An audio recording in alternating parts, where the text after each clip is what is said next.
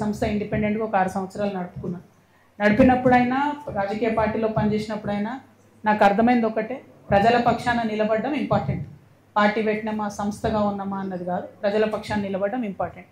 ఇప్పుడు రాష్ట్రంలో ఉన్న పరిస్థితులు మీరు చూస్తున్నారు. నిన్న జూబ్లీ హిల్స్ ఉప ఎన్నికలు వచ్చిన రిజల్ట్ మీరు చూసిండ్రు. ఏం జరిగింది? మొత్తం ఊర్లలో ప్రతి చోట ఎక్కడ పోతున్నా కాంగ్రెస్కి వ్యతిరేకత ఉన్నది. అది మీకు కూడా తెలుసు.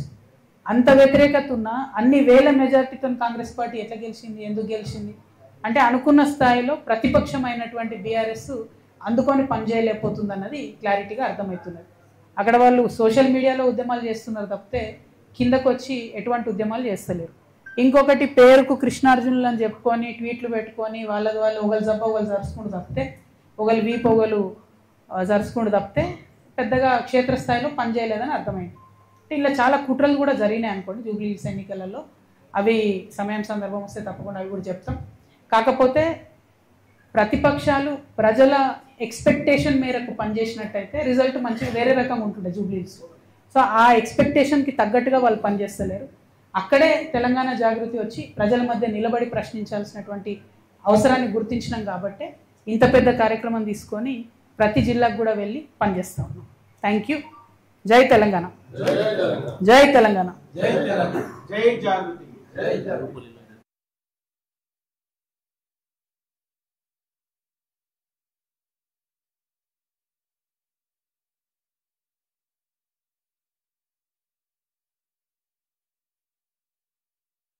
ఇప్పుడిప్పుడే తెలుస్తుంది కదా ఏళ్ల తరబడి చేసే మోసం. అంటే మీకు ఒక లేటెస్ట్ ఎగ్జాంపుల్ చెప్తాడు. నిన్న జూబ్లీ హిల్స్ ఎన్నికల్లో నేను ఒక మాట చెప్పిన, నాకు జూబ్లీ హిల్స్ ఎన్నికతో సంబంధం లేదు భయ్ అని చెప్పిన. సరే అయినా సరే ఒక 15 మంది ఇండిపెండెంట్లు వచ్చి నా దగ్గరికి, అక్క ఇట్లా మేము విత్డ్రా చేసుకుంటాము, ఎవరికి సపోర్ట్ చేయమంటారని అడిగారు. నేనన్నా నాకు సంబంధం లేదు భయ్ జూబ్లీ హిల్స్ ఎన్నిక, మీరు ఎవరి దగ్గర వాళ్ళు సక్క హరీష్ అన్న దగ్గర పోయారు. తర్వాత వాళ్ళు చెప్పిన ముచ్చట నేను నాకు సక్క వాళ్ళు హరీష్ అన్న దగ్గర పోయారు. నేనంటే బీఆర్ఎస్ పార్టీలు లేను, నేను ఏ పార్టీకి సపోర్ట్ చేయదలుచుకోలేదు కాబట్టి నేను దూరం ఉన్నా. హరీష్ రావు కూడా అదే ఆన్సర్ చెప్పారట, మీ ఇష్టం పోయి ఎవరికైనా వేసుకోరు అన్నారట. అంతకన్నా ముందేం చేసిర్రు హరీష్ రావు గారు అంటే బీఆర్ఎస్కి మోసం చేసినట్టే కదా ఆయన. అంతకన్నా ముందేం చేసిర్రు హరీష్ రావు గారు ఎలక్షన్ పెట్టక ముందే, ఇవ్వకి పలానా క్యాండిడేట్ని పెడితే మీకు సపోర్ట్ చేస్తా కాంగ్రెస్ కానీ చెప్పపిరట పైకి, వాళ్ళు వద్దన్నారట. అన్నాక ఈయన సైలెంట్ అయిపోయి. అంటే గమ్మత్ ఏముంటుంది హరీష్ రావు గారిది అంటే తెలియడానికి టైం పడుతుంది. ఎందుకంటే ఇవాళ వారి అన్ఫార్చునేట్ వారి తండ్రి గారు చనిపోయినారు. అయితే వారు లోపల ఉన్నారు ఇంట్లో. అక్కడి నుంచి కూడా ఎలక్షన్ అవుతున్న సమయంలో టెలికాన్ఫరెన్స్లు అవి పెట్టి మాట్లాడారు. అప్పుడు హరీష్ రావు గారి భజన పరులంతా ఏం బిల్డప్ ఇచ్చిరు, హరీష్ అన్న ఇంత కష్టంలో కూడా పార్టీ కోసం నిలబడి టెలికాన్ఫరెన్స్ పెడుతురు అన్నారు. రిజల్ట్ ఉల్టాయే వరకు ఏం భజన మొదలెట్టింది నిన్నటి నుంచి. హరీష్ అన్న లేకపోయా, హరీష్ అన్న ఉంటే అసలు ఇక ఒక్క సీటు కానీ వేసి ఉంటే హరీష్ అన్న జూబ్లీ హిల్స్ గెలుస్తుంటే మన లెవెల్లో మళ్ళీ పెడుతున్నారు. అంటే వెంటనే తప్పించుకోవడం, అప్పటి వరకు మోసం చేయడం, ఇది హరీష్ రావు గారి నైజం. సో ఇంటి దొంగని ఈశ్వరుడైన పట్టలేడు అన్నట్టు చాలా టైం పట్టింది. ఏదో నాకు తెలిసింది కాబట్టి నేను గట్టిగా మాట్లాడుతున్నా కాబట్టి నన్ను బయట వారేసి. బట్ అక్కడ ఉన్నవాళ్ళు వారు ఆలోచన చేసుకోవాలి. At the same time Ramanna కూడా ఒక సభ కాగానే ఏదో మేమే సార్ను మోస్తున్నట్టుగా కార్టూన్ లేపించేసుకొని హరీష్ రావు గారు సార్ను మోసినట్టు ఒకసారి, రామన్న గారు సార్ను మోసినట్టు ఒకసారి ఎవరమేమేమంటారు. సార్ కింద బచ్చగల్లం అందరం బచ్చగల్లం ఉంటే బాగుంటుంది. ఇలా నన్ను బయటకు వారేసిండ్రు కాబట్టి నేను నెత్తి మీద బతుకమ్మ ఎత్తుకున్నట్టు నెత్తి మీద తెలంగాణ సమస్యలు ఎత్తుకొని తిరుగుతున్నాయి అలా. కాబట్టి నేను బలంగా మాట్లాడుతున్నాను. బట్ ఒక పార్టీలో ఒక సిస్టంలో ఉన్నప్పుడు నాయకుడు కోరుకున్న చేయాలి. వీరేం చేస్తున్నారు, సభ సక్సెస్ చేయగానే రామన్న నెత్తి మీద సార్ పెద్ద సార్ ఫోటో పెట్టి నేనేం మోసినా అని ఆయన వేసుకున్నాడు కార్టూన్. తెల్లారి ఈయనేం చేసిండు హరీష్ అన్న, వి ప్రకాష్ లాంటి వాళ్ళని కొంతమందిని పెట్టుకొని అసలు హరీష్ లేకపోతే కేసీఆరే లేడు, హరీష్ లేకపోతే తెలంగాణ ఉద్యమమే లేదు. ఏంది ఇది అవసరమా? ఇప్పుడు ఇక్కడ పద్మదేవేందర్ రెడ్డి గారు ఉన్నారండి. వీరు 2009లో ఎక్కడున్నారండి? కేసీఆర్ గారు మీరు నాకు గుర్తుంది 2 చేతులతోని దుమ్మెత్తి పోసి పార్టీని ఇడిచిపెట్టి వెళ్ళిపోయింది. ఆమె టికెట్ ఇవ్వకపోతే మేడము వెళ్ళిపోయినరా, మళ్ళా జర ఉద్యమం గట్టిగా ఈ సార్ దీక్ష చేయగానే ఎట్లా వచ్చింది వాపసు? ఎవరు సపోర్టు మేడంకి, ఆ దేవేందర్ రెడ్డి అన్నకి? హరీష్ రావు గారు కదా. మరి ఈ జిల్లాలో ఒకే సపోర్ట్ ఉన్నారు, తీసుకొచ్చిరు. ఇక్కడ వింటుంటే అసలు ఎంత ఘోరం అండి వస్తుంటే అవి నాకు కొన్ని చెప్పబుద్ధి అయితే లేదు. ఒక్కొక్క ఉద్యోగం ఇస్తామని 2 లక్షలు తీసుకుంటారా, 3 లక్షలు తీసుకుంటారా? అన్ని మెదక్ల పనులు పెండింగ్ ఉంటాయా? మరి అట్లాంటి నాయకుల్ని సపోర్ట్ చేయొచ్చా బీఆర్ఎస్ నుండి?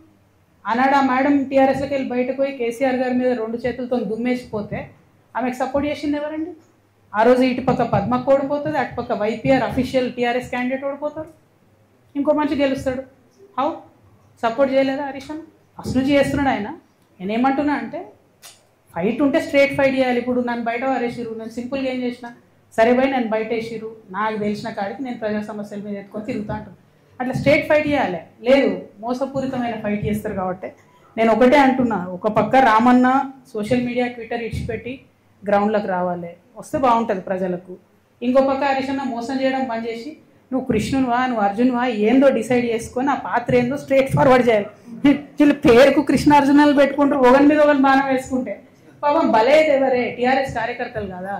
ఇప్పుడు నిన్న నిజంగా చెప్తున్నా, నేను వచ్చి మెదక్ జిల్లాలో ఉన్నా అంటే జూబ్లీహిల్స్ ఎన్నికల తర్వాత కొన్ని వేల మంది బీఆర్ఎస్ కార్యకర్తలు, కొన్ని వేల మంది నేను చెప్తున్నా, అక్క మీతో ఉంటాం, మీతో వస్తాం, వీళ్ళు నమ్ముకుంటూ ఉండలేరు. నేను కూడా చెప్తున్నా, తమ్ముళ్ళు మీరు వీళ్ళిద్దరు నమ్ముకుంటే వాళ్ళు ఒకరినొకరు బాణాలు వేసుకుంటే సరిపోతుంది. పక్కన మీద వేయరు, పక్కపాటి మీద వేయరు, మనోళ్ళనే. అరే ఇక్కడ నిన్న నేను ఒకరింటికి పోతే పాపం ఆయన పక్కకు పిలిచి చెప్తున్నాను, అక్క ప్లీజ్ మీరు నమ్మకండి, వీళ్ళు మనకు పార్టీకి చేస్తలేరు పని అంటే, నేనే లేను కదా పోయి పార్టీలు అంటే, లేదక్క మేము మీతోనే ఉంటాం, పార్టీ కార్యకర్తలకు మాత్రం ఏమాత్రం లాభం జరగలే అని చెప్తున్నారు. ఎవరండి ఈ జగదీష్ రెడ్డి ఎవరు చెప్పు, ఈ ప్రశాంత్ రెడ్డి ఎవరు చెప్పు, ఈ మదన్ రెడ్డి గారు ఎవరు, నిరంజన్ రెడ్డి గారు ఎవరు, ఏముండే వాళ్ళకు, ఇప్పుడు ఎట్లున్నారు వాళ్ళు? కొన్ని కార్యకర్తలు ఉన్నారు, నేనే ఉన్నా, మీరు చూసుకోండి, నా ఆస్తిపాస్తులు లెక్కలు తీసుకోండి. 2014 ముందు ఏది ఉంది అదే ఉంది నా దగ్గర. ఛాలెంజ్ చేసి చెప్తున్నా, 3 ఏళ్ళు ఈడీ సిబిఐ నా ఎంట పడ్డది, కీసం ఎత్తనే మన ఉన్నదా నా దగ్గర అదనంగా? నాలాంటి ఉద్యమకారులు ఇక్కడ 100 మంది ఉన్నారు, దగపడ్డ ఉద్యమకారులు, వీళ్ళకి ఏముందండి? నేనేమంటున్నా అంటే బ్రదర్, నేను చెప్పాను, నేనేమంటున్నా అంటే టీఆర్ఎస్ పార్టీ కార్యకర్తలను ముంచుడు, నాయకులు పెరుగుడు, ఇది కరెక్ట్ కాదు. పార్టీ అనేది ప్రజల పక్షాన ఉండాలి, అవకాశం ఉంటే అట్లా పనిచేస్తే బాగుంటుంది. ఏమన్నారు? నేను చీట్ గురించి మాట్లాడతలేనే, నేను ఆస్తుల గురించి చెప్తున్నా. నువ్వు ఇంటలే బ్రదర్, నువ్వు ఆస్తుల గురించి చెప్తున్నాను, కేసు గురించి చెప్తున్నాను. కేసు గురించి మాట్లాడడానికి ఉండదు కదా, కేసు గురించి చెప్తాను. నేను బీఆర్ఎస్ పార్టీ కార్యకర్తలు, ఆస్తులు, ఉద్యమకారులు మా గురించి నేను చెప్తున్నాను.